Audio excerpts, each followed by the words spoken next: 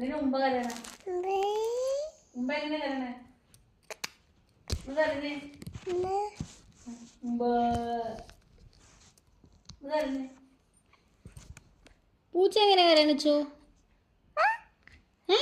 കുയില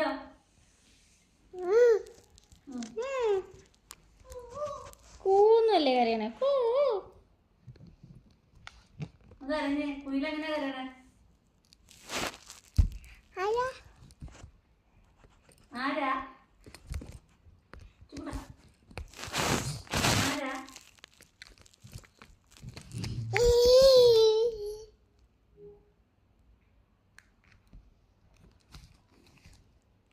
hello അച്ഛൻ.